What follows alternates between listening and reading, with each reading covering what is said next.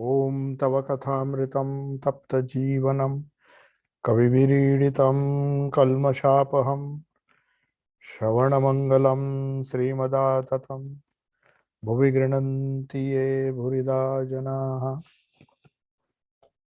So, the topic for today's discussion is how Sri Ramakrishna instructed Brahmos, the Brahmos. Brahmo Samaj, all of you know, it was a sect started by Keshav Chandra Sen and many other people who felt that religion should be a positive force in the evolution of a human being. So, religion, according to them, they felt religion was not playing its role in helping society to create better people. So, they were upset about the way religious groups, religion in general, all over the world, especially in India, that the sectarian approach to religion was destroying the very core of religion.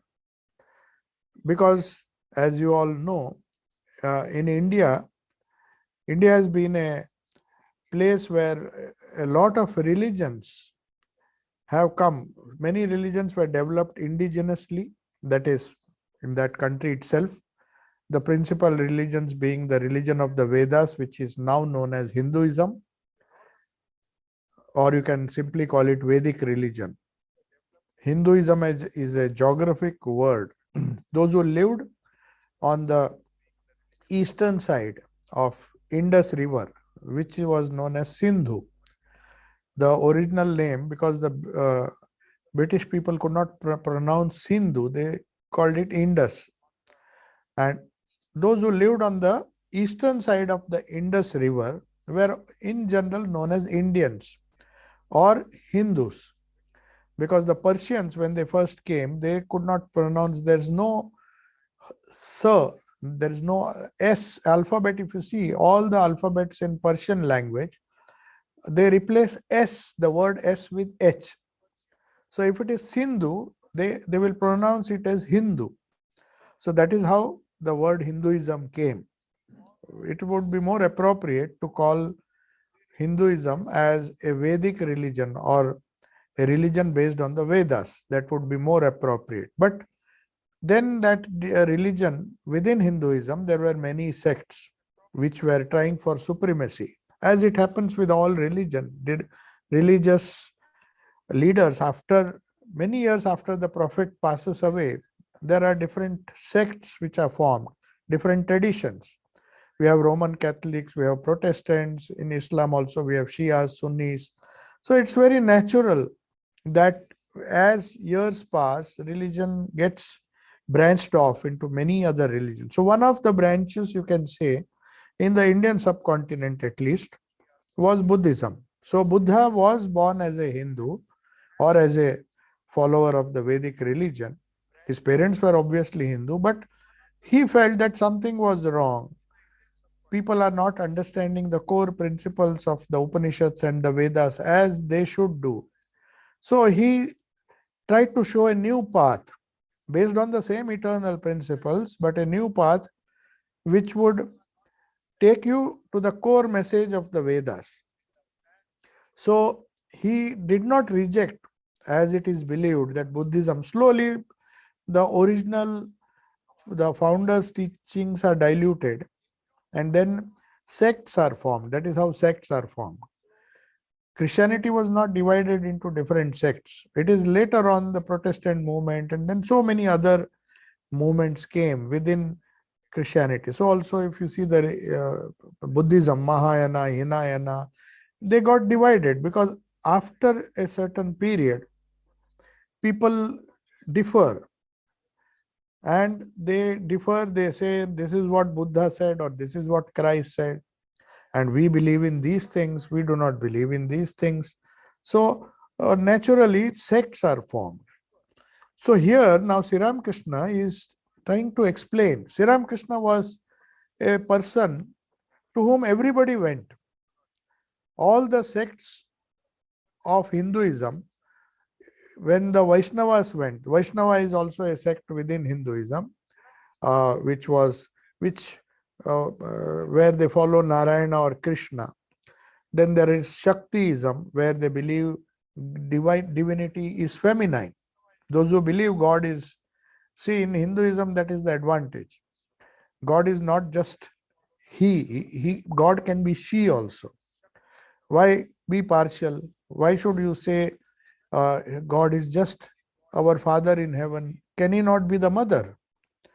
So there is this idea, of course, in every religion, this concept is there that God, at least in Hinduism, it is there that God can be feminine. The way you look upon God, your attitude makes that aspect of God unique for you. So you don't have to quarrel. If you call God the Father or if you call God the Mother, as long as you are sincere, it should not matter much. And again, there are so many quarrels. What is the nature of God? In fact, there is a beautiful book written by David Bentley Hart. So he was a theologian. So he tried to study the concept of God in all the religions. He made a very deep study. He was a genuine person. David Bentley Hart.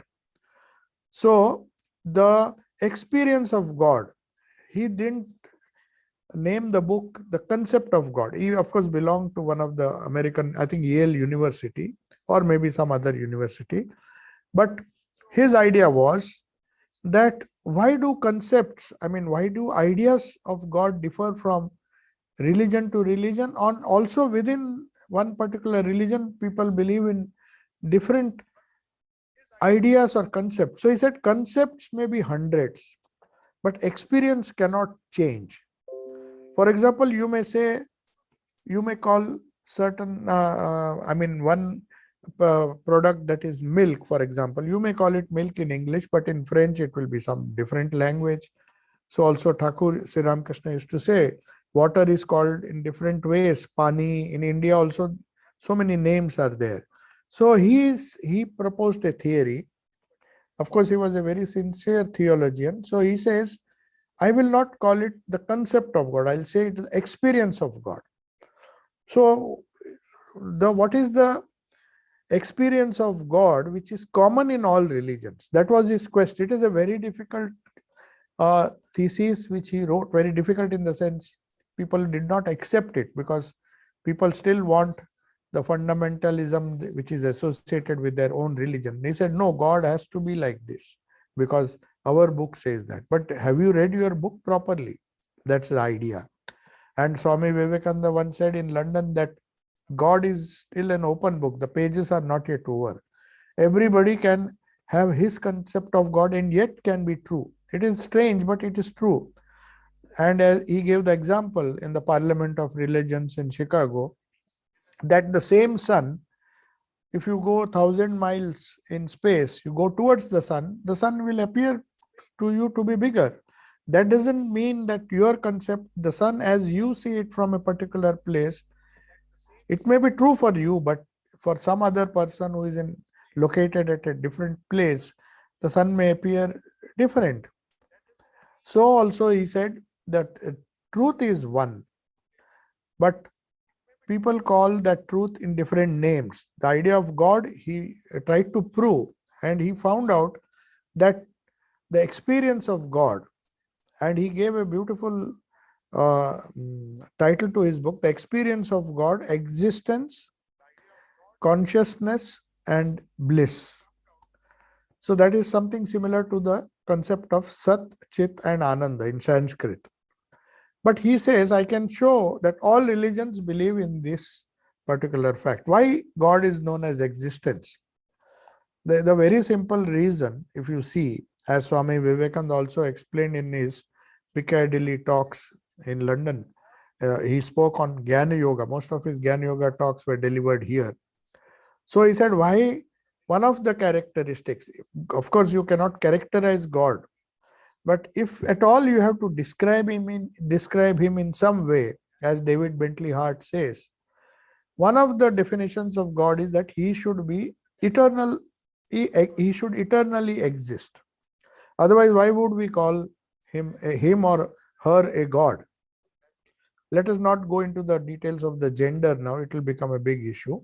Whether you call him father in heaven or mother in heaven, whatever you use. So the idea is, if God is existence, then we are also existing, but a day will come when we will all die. So if God has an existence, it should be eternal. Then based on this idea, God has been defined as Sat, or eternal existence.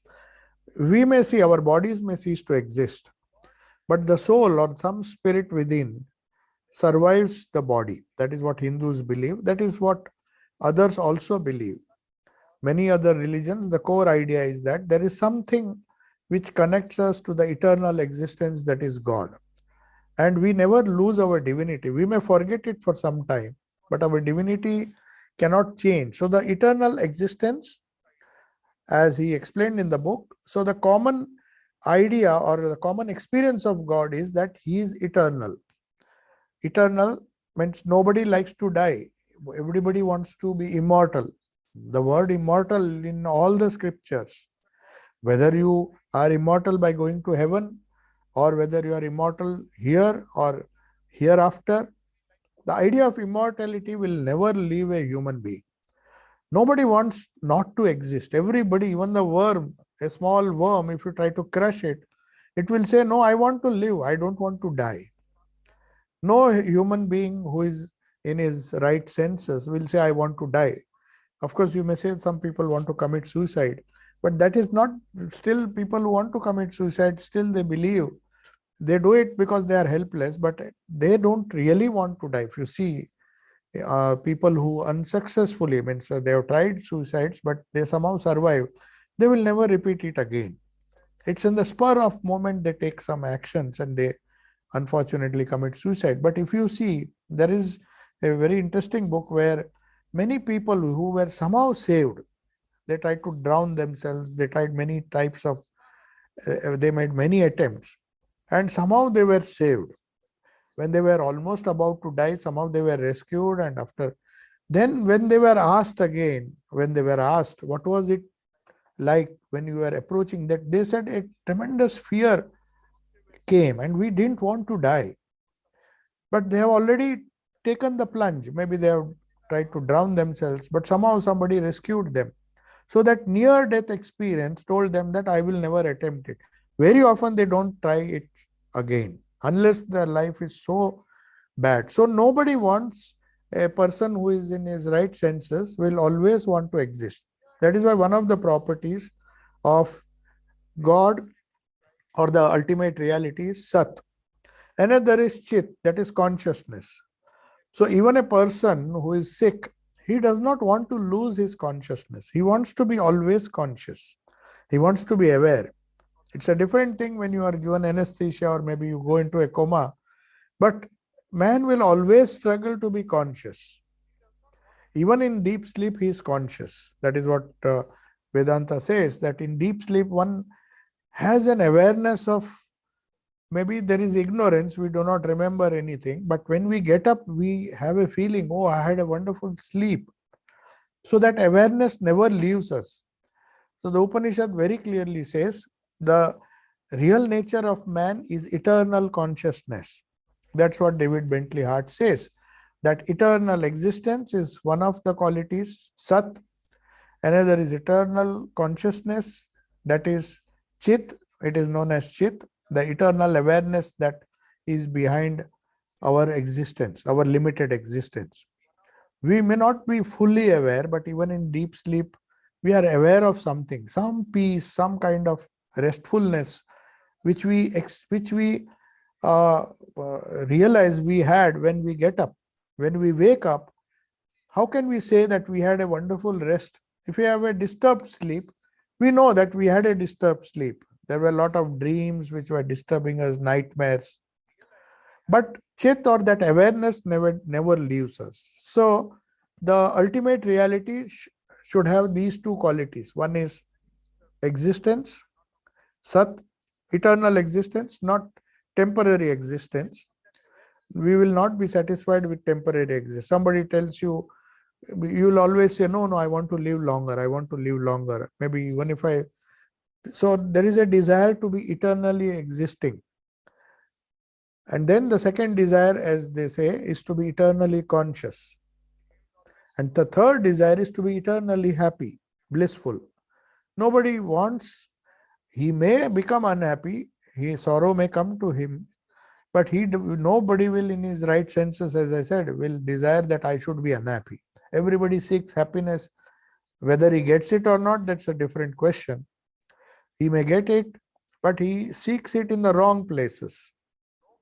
If he seeks it in the right place, he will get bliss. And that is what is known as eternal Ananda. That is the word that is used. So Sat, Chit and Ananda.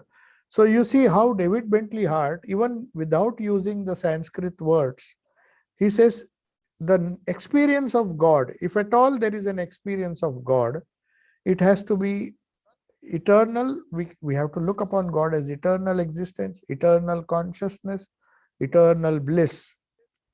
Eternal bliss means not that we will be happy for a few moments and unhappy for a few more moments. That should not happen. That is not eternal bliss. So that kind of conception, it is not a conception according to him or according to Vedanta also. We come to the conclusion that the nearest expression or the nearest explanation of what God is like, the nearest characteristics, if you can say, these are the three characteristics, universal characteristics, which irrespective of caste, creed, religion, nationality, everybody believes. Nobody says, I want to die. Everybody wants to exist. Nobody says, I want to be unhappy. Nobody wants to say that I want to be unconscious. I want to be always retain my consciousness. So these are the three qualities which according to this theologian, David Bentley Hart, is the experience of God according to all the traditions. Whether you follow the Hindu tradition, the tradition of Islam, even Sufis, they say Anal Haq. So God is pure consciousness, pure existence. So you will find this idea that God is the spirit, as Jesus said. He is the spirit and you have to worship him as spirit. You can't worship him as a physical being. So the idea of formless God, though it is formless, definitely you can't say God is like this. He may appear to you as a human being, as a prophet. He may come to give that message to you, but it is the formless behind the form that is to be worshipped. So here Sri Ramakrishna is instructing the people who had assembled there. They were Brahmos, as I told you. Brahmo Samaj was started by many people, and Keshav Chandra Sen was one who met Sri Ramakrishna, and they had a peculiar idea that let us take some good elements from all religion.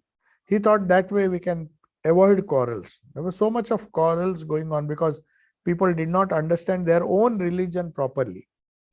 If for tomorrow Buddha, Christ and Krishna and all these people come together, they will not quarrel. It is only the followers who quarrel. It is those who don't understand the central message, because their hearts are so noble. Otherwise, they would not be called as prophets. So, Brahmos believed that if we take some good elements from Islam, some good elements from Hinduism, some good elements from Christianity, and try to follow those universal principles, theoretically they all accepted that we will not do this, we will do this. There were so many do's and don'ts. So they had their own code of conduct. Just as there are so many movements even in the West, like Quakers, they have their own idea. Some say we can worship the God, God in the form of the cross. Some people say cross is not necessary, symbols are not necessary. Some people say books are the main thing, ideas are the main thing. So also in Hinduism, you will find there are so many sects. Some say God is with form. Some say God comes as a human being. The idea of avatara as a prophet. Some say, no, why do we need prophets? God is infinite. He is formless. So the Brahmos in those days, they thought, if there is this idea of form, then my God and your God, the gods will not quarrel among themselves, but the people who follow these gods will say, no, my God is superior than your God. So they said, let us dispose this idea of personal God and say God is formless. So Sri Ramakrishna is explaining to them that partially, Brahmos, they were disgusted with the quarrels that were taking place. So they said, let just forget the forms. God is formless. But Sri Ramakrishna tells something very interesting. See, when people came to Sri Ramakrishna, the Brahmos strangely thought that he's our man. When Vaishnavas went, those who believe in Krishna, they thought, oh, Sri Ramakrishna is our man. Because he never criticized anybody, nor did he say that this path alone is right. He said, your path is fine, God speak to you. But don't say that the other fellow is wrong. Let him follow his path. There may be several roads to reach the same destination. You may have different paths. So don't criticize him. You go, don't leave your path because maybe you are born in that religion.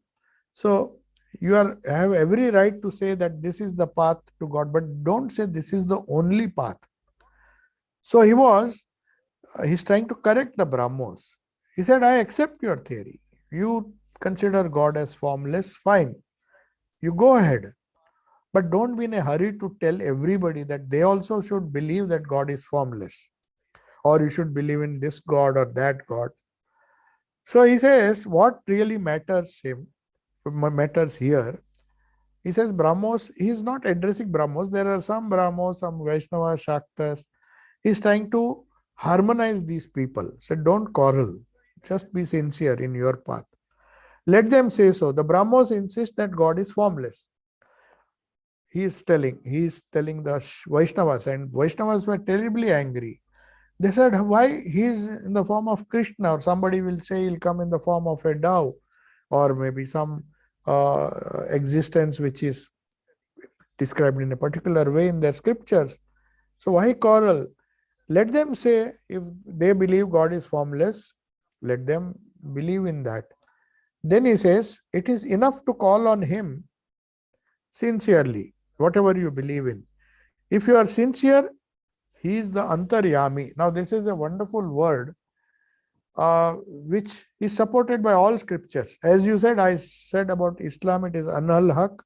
The same thing is repeated in the Bible where they say, the kingdom of God is within you. Now, if you analyze this message, Jesus doesn't tell us that kingdom of God is in the heavens. No.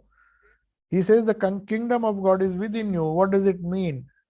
If kingdom of God is within you, why am I searching outside? Why am I dreaming that one day God will pass a judgment and send me to heaven? Even Hindus believe in so many heavens. Said, if I do this, I get religious merit and I will enjoy the rest. After death, I will go to heaven. Or some will say, if I don't follow the injunctions, I'll go to hell. There's no heaven or hell anywhere. It's all here. We create a hell for ourselves. We can create a heaven here if we live a right life. That is what Sri Ramakrishna is saying. God is a Antaryami. He's just repeating what all the prophets repeat. The kingdom of God is within you. So we don't have to search for him outside. You search within your own spiritual heart. He is the spirit and you have to worship him as spirit, as the Bible says. So here also he says, he is the Antaryami. Don't bother whether he is with form, whether he is Krishna, whether he is Rama, Shiva. Give him 100 names, doesn't matter, but he is within. In essence, he is within. And he will make you understand. Antaryami means one who is within and directs you from within. So the Vedas firmly believe, the Vedanta says, one of the characteristics of God is that he is Antaryami. He is the inner conscience, as they say. He's because when Jesus says the kingdom of God is within you, what does he do? Is he simply sitting there? He controls us, controls the whole universe, in fact. How? By that's why we find that when we say it is our free will, we think it's our free will. Everybody thinks my will is free. But very often circumstances change, then we say it's God's will. That's why if you go to Islam, they will always say, that's a good prayer, Inshallah. Means let the will of Lord prevail. That's the idea. Means if Allah decides, let it happen. In fact, when Swami Vivekananda was traveling in Kashmir, he was some old woman, she was a very devout Muslim. So she was just doing something. She was tending a very small child was there. So Swami Vivekananda was just passing and the child seemed to be in trouble. And he was just inquiring what is wrong with the child. So she was so confident that she just mentioned, if Inshallah, she spoke in the language of, Urdu or whatever language she spoke. The meaning was, if Allah wills, he will live, this child will live. So she had so much faith. So also in India, we surrender fully. We believe that as Antaryami, the God whom I worship, he is Antaryami, the controller of our destiny from within. Some force which you cannot explain, seated deep in our heart. He has his own kingdom, the kingdom of God. So God has a location deep within our heart, and we have to realize him within the heart.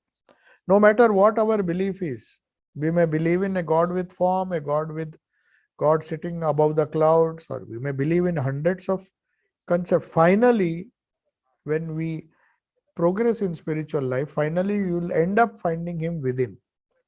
So Sri Ramakrishna is telling what all the prophets said. He being the Antaryami, controller, he will make you know, make you understand what his real nature is. Don't come to any conclusion.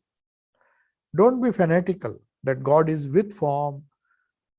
He is like some people say, he will come only as Krishna. Krishna is the only God, nobody else. Then others will say, oh, this is Kali is the only God, or Durga is the only God, goddess. I believe in that, so I don't believe in anything. Sri Ramakrishna tells, don't say that. He is the inner controller. Whatever idea is given you, he will slowly remove all your doubts and reveal himself or herself to you when the time is ripe. So he says he will make you understand. He means the inner controller, that spirit within, what his real nature is. So he is continuing now. He is telling the Brahmos. There are other people also. Vaishnavas are there, other people of other sects, they are also there. So he says, it is not good to say that only what you know of him is right and others are wrong. Since you take him as formless, it's fine. He is formless and can't have form. Or that you can't say that he has a form, so he cannot be formless. This idea confused M, who is the chronicler of the gospel. When he first heard this, he was shocked. The first meeting, when he was very good at recording all these conversations. Thanks to Master Mahashay, we have this wonderful scripture or wonderful record of his conversations. He was a Brahmo, he believed in a formless God. And Sri Ramakrishna asked him, what do you believe? He said, I believe in a formless God. He said, fine. But don't criticize people who believe that he has a form. He said, how strange. How can be God with form or without formless at the same time? It could not, in the beginning, it did not convince him. He said, how can God be formless? He said, you don't have to bother about it, whether he has a form or not. If you are sincere, you just travel At the end of the path, when you reach the goal, you will know what he is. So then he says, how can you describe God in one particular way? Can a man reach the end of God? The same thing was echoed by Swami Vivekananda in the Parliament of Religions. God is an open book. The pages, as long as humanity will be there, newer and newer conceptions of God and newer and newer ways of approaching him will be discovered. And each of them will be capable, if a person is sincere. The idea here is one has to be sincere. One should really seek God. If he is really seeking something, Sri Ramakrishna, in his own very rustic way, he gave a beautiful example. He said, suppose you want to go to Puri. Puri is a very famous place, a place of pilgrimage. From Calcutta, if you want to go to Puri, you don't know the way. He says, don't sit and try to consult. You will get so many opinions. Some will say, go this way, go that way. He says, if you are really sincere, just start. Just leave your house. Be active. Don't sit and try to find out. Don't waste time. Just start. After going a certain distance, you just ask, is this the way to Puri? So people who are experienced, those who know, they'll say, no, you have taken a wrong turn, go to the right. Then you just follow the directions. It may take more time, but somehow, finally, you will reach. So Sri Ramakrishna is saying, don't try to bother your heads trying to discuss the nature of God. Follow whatever appeals to you. That is the beauty of Hinduism, the Vedic religion. They say truth is one, but sages call it by different names. That is the fundamental teaching of the Rig Veda. Ekam Sat Vipra Bahuda Vadanti. That is the Sanskrit. Truth is one, but sages call it by different names. Sages, not ordinary people. If they are really experienced something, they are the sages. Sages means those who have some experience of God. It may be formless God, it may be God with form. In whatever form they have seen it, they call it by different names. That doesn't mean reality is many. The reality is one, Ekam Sat. Truth is one. Sages call it by different names. The names and forms changes, but the truth is one. Sri Ramakrishna gave another beautiful example. He said, just take an example of an ocean. Does ocean have a form? It is water will take the form of the vessel in which you take seawater, put it in a jug, it will have a particular form. But he said, you take the ocean, the whole ocean. It appears to be vast, unlimited. But he says you go to some areas near the polar region, you will find that same water has solidified into ice. So also he says, the devotion of a devotee, a person who is full of knowledge will say God is formless. I want to worship that formless God. It's okay. But there are some places where the same water solidifies. So he says, if somebody says water is solid because he is living in the polar area, the polar near the pole, South Pole or North Pole, where there is ice always, so he'll naturally see water as ice. So he says, what is he wrong? No, it is the same water that has, because of the cooling effect, because of the lower temperature, it has, but that doesn't mean it is not water. When it melts, it becomes water. So he said, when the knowledge comes, that same form, whether you worship him as Krishna, Rama, or any other god or goddess, or any other form, the form melts away when there is knowledge. So that is why he says, don't come to any definite conclusion. Believe in what you believe, and be sincere, follow that path, and it will lead you to the goal.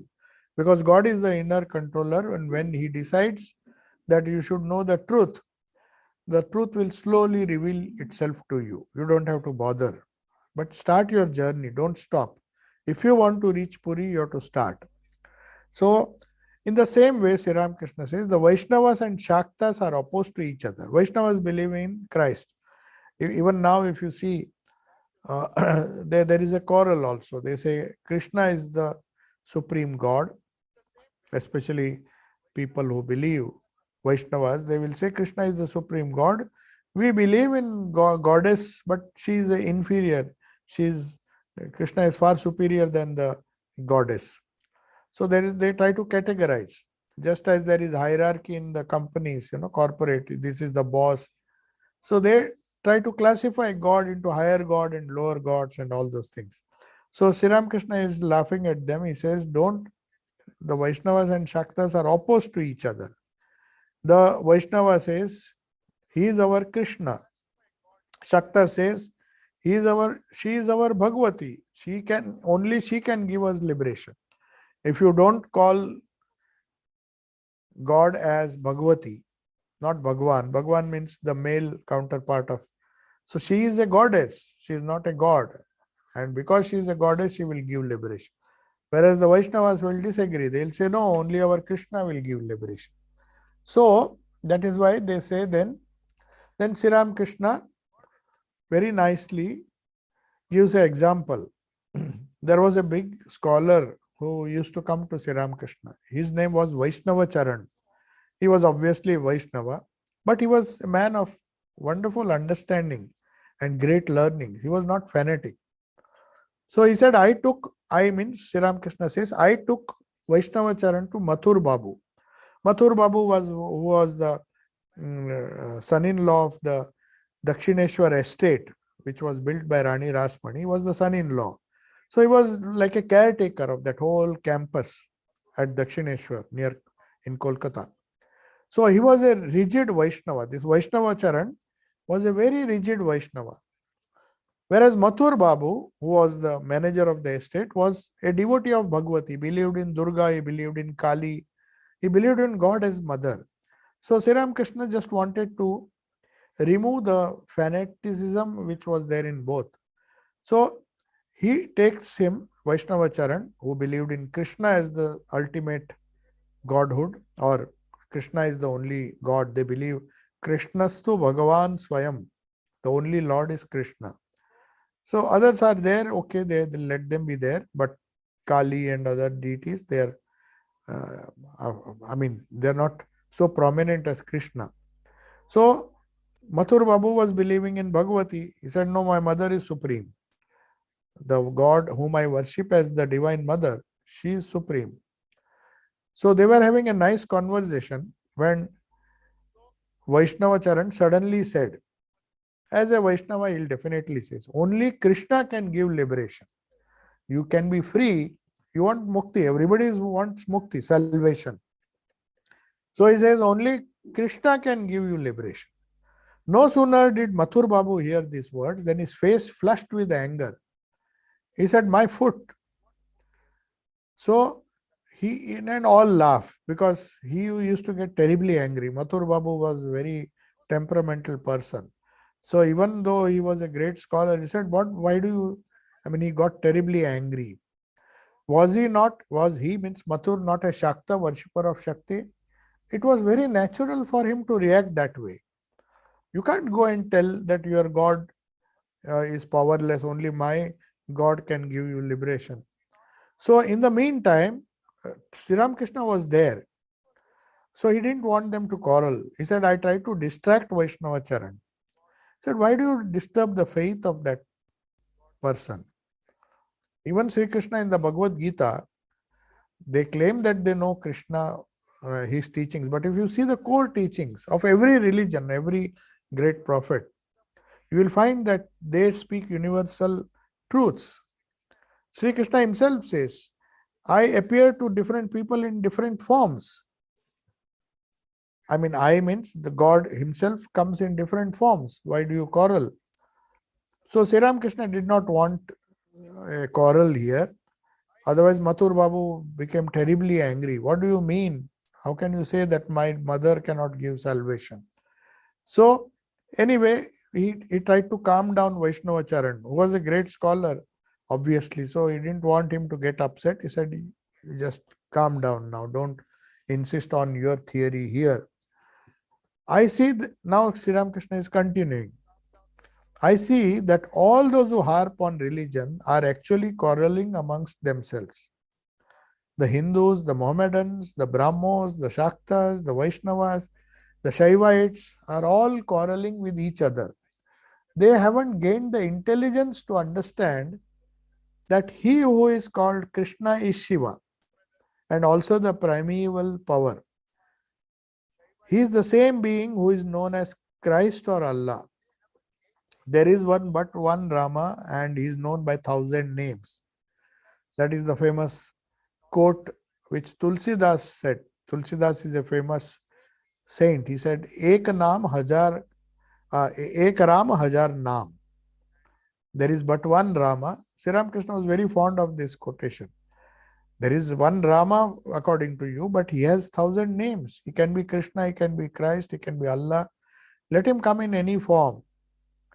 You believe that he is of the nature of Satchidananda.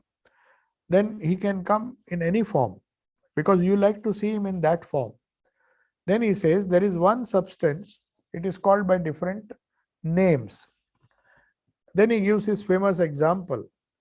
In fact, this example which he gave, Swami Vivekananda decided to have a beautiful, in Belur Math he wanted, if you see some of the temples, they have a sculpture based on this idea. Sri Ramakrishna gave this example several times in the gospel. He says, there is one substance, it is called by different names by different people. Everybody is asking for the same one substance, like God. Yet there is a difference of place, person and name. Then he gives example, a pond has number of ghats.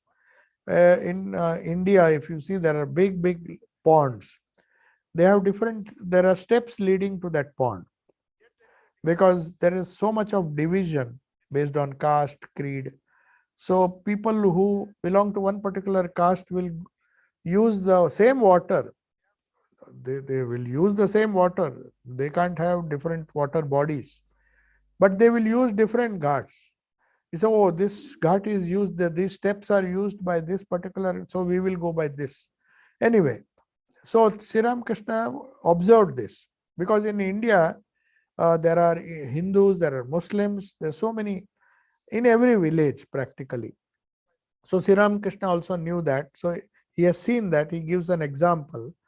He says Hindus draw water from one ghat and fill their brass pots. They call it jal. Jal is the word which Hindus. Then Mohammedans take water from the other ghat and fill their skin bags. Most of the Mohammedans in India in those days, especially in Bengal, you used to deal in leather trade. Leather means they used to, there are bags, which are made of skin. Hindus will not use it because very often it would be some cow or some other animal, and they didn't like the idea of using the skin of animals to fill their bags. So Hindus used to use the brass pots.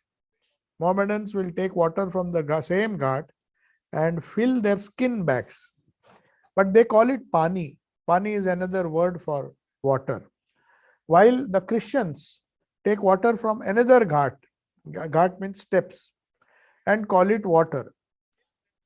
So, whether you call it water, pani or jal, the substance is the same, but because people of different liking, the place, the person and the name, it changes. So, when a person says that this substance is not jal but pani, or it is not pani but water, or water but not jal, it becomes ridiculous. Whether it is in the pot or whether it is in that skin bag, the water is the same pond, the same pond is being used by everybody. And that is why that is the reason why there are different groups, ill will and quarrels. And they resort to fighting with staves and scuffling and killing in the name of religion, which is not good. Everybody is going towards God, that is reality. When one is sincere, said the only condition is, are you sincerely going towards your idea of God, whatever it may be? If you are sincere, you will reach the goal. If one is sincere and really yearns for him, one attains him. Then Sri Ramakrishna continues. He says, listen to this. The Vedas, the Puranas, the Tantras, all these religious texts seek him alone and none else. Whom the Vedas call Sat, Cheta and Ananda, Satchidananda Brahman. That is their way of expressing the same reality.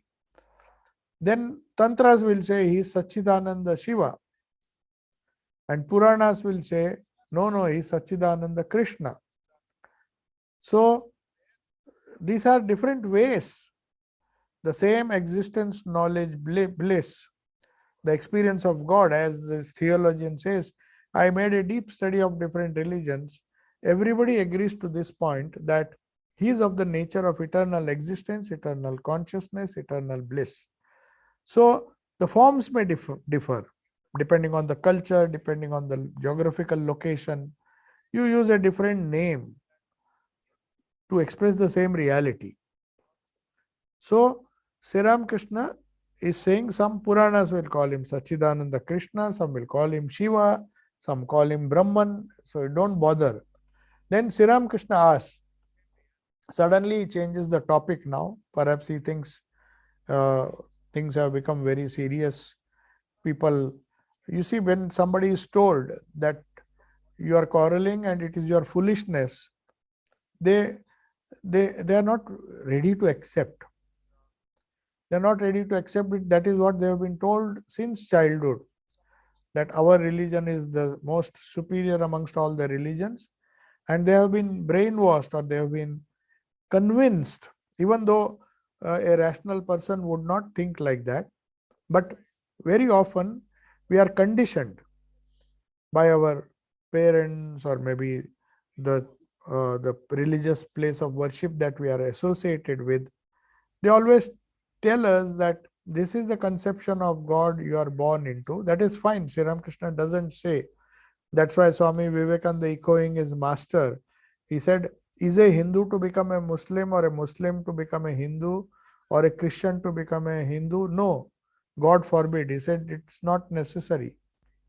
Whatever religion you are born in, if you are sincere and if you want to know the truth as it is told by the founders of that religion, or maybe the prophets, the real men of God, who did not have any agenda, they were not narrow. They saw the truth. They did not conceive of God. They really experienced some reality which we call as God. They experienced Satchidananda in their own way, and they expressed it in the language of that particular region. Somebody said what I saw was Allah, or whatever I believe in is Allah. Some will say is the Father in heaven, or somebody will say it's Krishna, or somebody will say he's Shiva, because he has meditated on that form, and that form is very real to him. Sri Ramakrishna, when he was worshipping Ma Kali, that was how he began. He began, in fact, with Radha Kanta. Very strangely, the Dakshineshwar campus is full of gods and goddesses. So he used to go to Shiva temple in the morning, also go here. He never had any issues, because he knew there are different aspects of the same God. So also when he decided to practice Christianity, he had the Bible read out to him, and he had so many visions, experiences. And also when his Sufi guru, who taught him Islam, that is Govinda Rai, that was his name, he was a Sufi, a very devoted person. So he also went to the mosque. He said, I would like to see how the Mohammedans pray to their God. Not that he wanted to become a Mohammedan, or not that he wanted to become a Christian, but he wanted to see how they worship, and he had no problems. He said, you sincerely follow your path. I will sincerely follow the path into which I am born. And let us be happy. Let us be. The only thing is, if we are sincere, we will finally meet at some point. That is what Swami Vivekananda also said. Then here is now changing the topic. He is asking Mani, that is M, who used to change his name very often so that he remains hidden.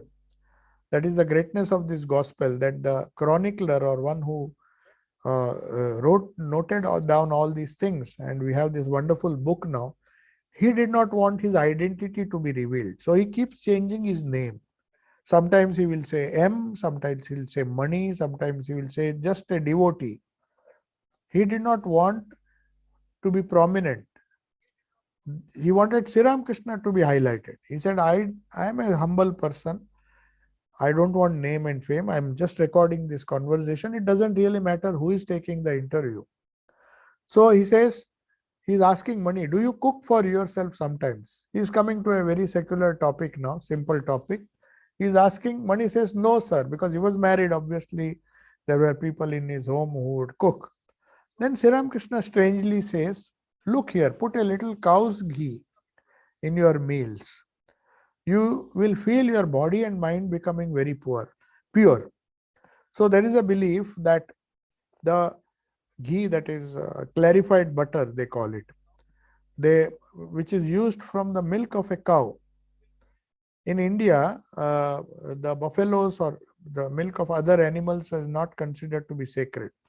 And they say the cow's ghee, the clarified butter which we make out of the milk, cow's milk, is very pure. And your body also will feel the body and mind very sattvic. Sattvic means it is a very nice feeling you will get, a noble feeling.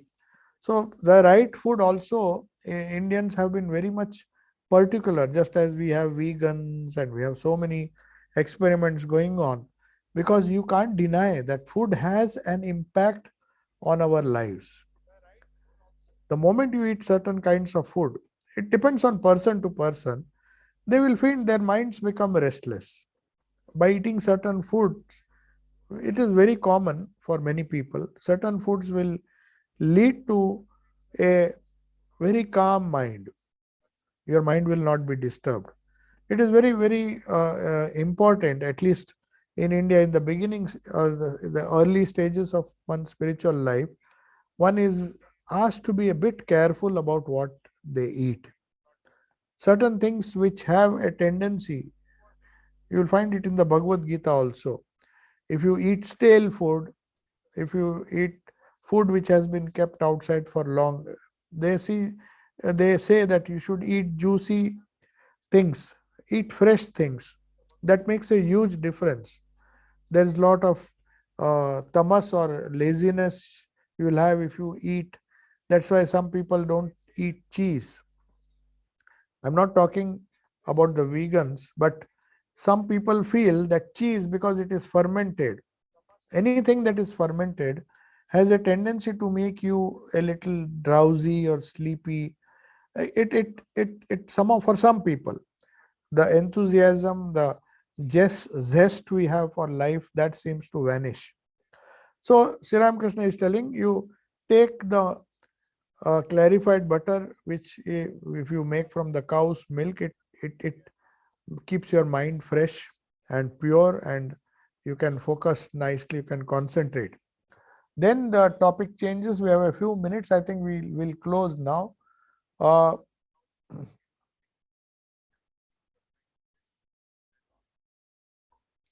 Yeah, now it's a new topic. Let us see if there are some questions.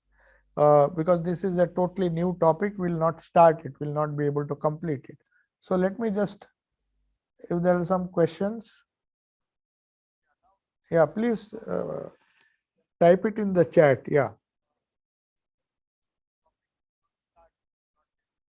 Oh, on many occasions, this is the question. On many occasions, we hear Thakur, that is Sri Ramakrishna, asking his devotees, bhaktas, what do you think about me and why? Okay. So this, you will find this, he normally tells this to his intimate disciples. If you notice it, in India there is a system where your spiritual preceptor, or popularly known as the guru, because for everything you need a guru. To even study, you need a teacher. You can't learn, even for secular subjects, You would go to school. Why do you go to school? You need somebody to teach you because they are more experienced than you. So Sri Krishna, when he found somebody who is very sincere, he used to ask this, what do you think of me? I mean, it's not out of any ego or something. He was as simple as a child. But he wanted to make sure that this person expects something from me. He wants to learn something from me. What is his opinion about me? If the opinion is reasonable, then I can help him. Suppose you go to a school and you feel that all the teachers are foolish or stupid, then you can't learn. You need some kind of humility. That is why in the Bhagavad Gita, Sri Krishna says you should approach the teacher, whoever he is, with lot of humility. Knowledge comes out of humility. So here he is saying that he just wants to test. Have you come here just to out of a little curiosity? Then of course Sri Ramakrishna did not mind that. Many people just came there out of curiosity. They just wanted to somebody told them, okay, let us go. There is a Paramahamsa living in Dakshineshwar. Let us just go. They come for fun. They come on a picnic to Dakshineshwar sometimes. So Sri Ramakrishna just wanted to make sure that the person who is listening has some kind of faith. If you don't have faith in your teacher, then better don't go. Change the school, go to some other university or school.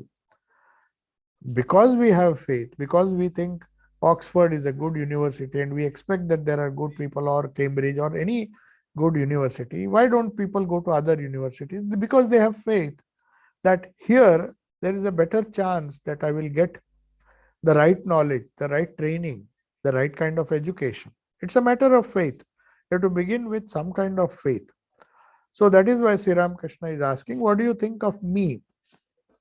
It's not that he was vain or he had some kind of ego. He was as simple as a child. Sometimes if somebody praised him too much, he says, no, I'm just a very simple man. You see, I don't even have a decent dress. Many times, he could recognize people, that somebody has come just to test him, or maybe out of curiosity. Some curiosity, they want to just pass their time. So Sri Ramakrishna would not reveal his true nature to him. That is why Jesus said, don't throw the pearls before a swine. In those days, he spoke in a wonderful language. Throwing the pearls before a swine means if you throw pearls before a human being, he'll understand its value. Whereas if a swine is there, if you just throw the pearls, it has no value. If it cannot eat it, it's looking for some food or something. It will even eat rubbish. The swine can eat anything as long as it satisfies its hunger. But Jesus said, don't throw the pearls, because pearls may mean a lot for human beings who know its value. But if you throw the pearls before a swine, so in a very beautiful rustic way, these prophets, they don't speak big philosophy. They will take some example from day-to-day life. They see, and a lot of meaning can be read. There is a lot of deep meaning behind these utterances of these different prophets. So Sri Ramakrishna also is trying to explain, asking them the reason why the one you asked the question, he was asking why did he ask. So Sri Ramakrishna says, whenever some people come here, I ask them 3 basic questions, because they have come with some intention that they want some kind of spiritual progress. First, he will ask, what is your conception of God? He will say something as Master Mashe. The first question he asked, what do you believe in, a formless God or God with form? Now M was confused. He was a Brahmo, so he said, I believe in a formless God. He said, fine. Because the guru has to know, the teacher has to know what is the level of his students' knowledge. If he is in past class 4, class 5, then he will say, now you are fit for class 6. Nobody will get admission directly to class 6. So that is his intention. First he asks, what do you believe in? What do you think I am? Who do you think I am? What do you think? And then to some sincere devotees, he said, three things I ask people. I ask people, who am I? What is your idea of God? And what is the relationship between us? That is very important. If you believe in a teacher-disciple relationship, then you will get some benefit.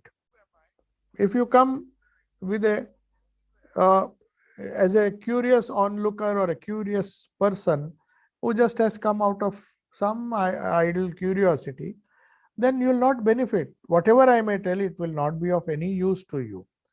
So he will, Sri Ramakrishna will say, why should I just uh, waste my time and energy trying to explain certain things if you don't have the basic faith? If you have faith, come, then I will teach you. If you find it, he never forced anybody to accept what he said. He said, this is what I think. This is what he normally used to use, the third person. He will never say, I believe in this. The word I was very much allergic to him. There was absolutely no ego. He will say, my Guru, Tatapuri, used to say like this. He said, the Gita says like this. Though he has experienced those truths, but still he will attribute it to the scriptures, the real source of knowledge. He did not come to, many times, of course, he used the word I, that I am feeling hungry, for simple things. But most of the things he uttered were from a different plane. Different plane in the sense there was no sense of ego that I am a teacher. But at the same time, he wanted to know whether the person who is approaching me really wants to have knowledge. So that is the idea, and that is the purpose. He used to ask, what do you think of me? If you think of me as a fool, then God, then you go. I didn't call you. That's why one lady, I'll just close with this very interesting incident which happened in London. There was one lady who was very quarrelsome. In St. George's Drive, I believe, because Sister Nivedita has written, there was a parlor meeting. When Swami Vivekananda first came to this country, somebody hired, Edward Sturdy and all, they hired a small house which belonged to the Margison's family. It's on 60, it's still there, that house is still there. There's a blue plaque where Swamiji first gathered. Of course, he came to Maidenhead first, and he lived in not Maidenhead, he came to Reading first and lived in Caversham for about 7 weeks. Then he felt that this is little away from London, let us, so Sturdy, with the help of all the British devotees, the English devotees, arranged for a small house where there was a big parlor, and that was in St. George's Drive. It's still there. That house is still there. So Pimlico, it is in Pimlico. So there, so many curious people used to come. Nivedita describes it beautifully. She says, in that group, say 30, 40 people used to attend those classes, parlor talks. They were not, later on he started giving talks in bigger halls in Oakley Street. They hired a hall, bigger hall, which could accommodate 200, 300 people. But initially it was just a group of 30 people. And very interestingly, Sister Nivedita writes, there were some people who belonged to the aristocratic families. They were fashionable people, just wanted to be seen in these social circles. They thought, okay, there is something going on, let us just go. They were curious onlookers. And they just believed, oh, this lady is going, so I should also go. And they visited, and they were not sincere aspirants. They were not at all interested in what spirituality is, what it can do. They just went to see what this person, strange person coming from India, what is he speaking? Let us just listen to him. And naturally, she had no interest, so she went on arguing. Then all were very much irritated. Said, what kind of lady this is? If she doesn't believe, why does she come here and create such a disturbance? Then Swamiji was very calm. He didn't bother. Though she was asking all sorts, I don't believe this. Everything he says, she used to make some counter argument because she had not gone there to learn something. She just wanted to. Then finally, Swamiji laughingly, he gave a big smile and he said, Madam, what I am or what I speak, what I am is written on my forehead. In India, they express it that way, that what you are is written on your forehead. Means what you are destined to do in life, they just say that it's like kind of proverb, what you are is written on your forehead. So Swami Vivekananda said, just like people say, whatever you are, your destiny is on your palm. Those who believe in palmistry, they believe that your lines on the palm of your hand, they determine your destiny. So Swamiji, similarly using that simile, he said, what I am, madam, is written on my head, on my forehead. If you believe in it, if you don't believe in it, the loss is yours, not mine. I don't care. So finally he was not disgusted, but he had to tell this. So who asked you to come? And if you don't believe, the loss is yours. It's not mine. I never asked you to believe what I said. I spoke what I thought was the truth. If it appeals to you, accept it. If it doesn't appeal to you, God bless you. So that is the idea. Sri Ramakrishna also, Swami Vivekananda was a bit stern. He could be not rude, but he could be very frank and straightforward.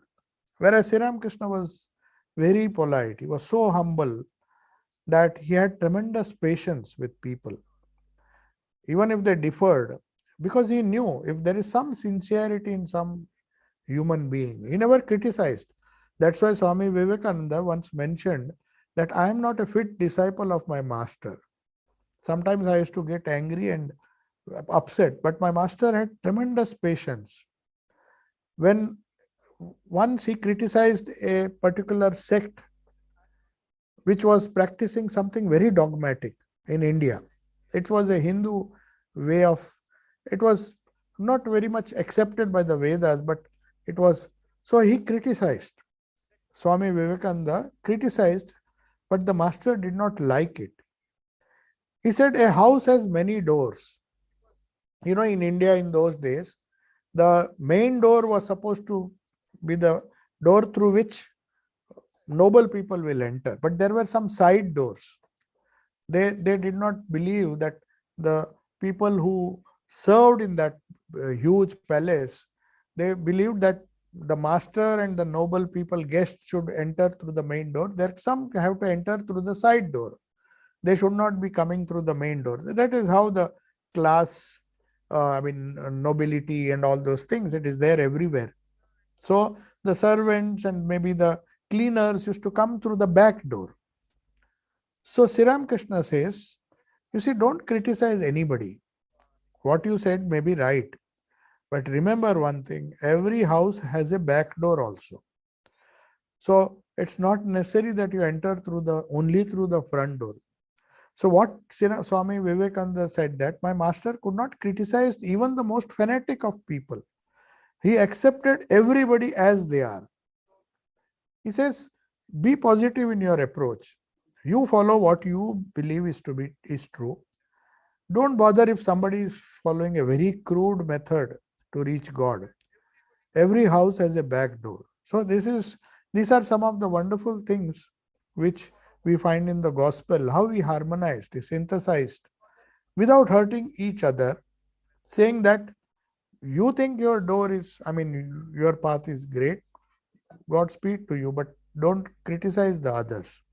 So we will conclude now. Om Shanti Shanti Shanti.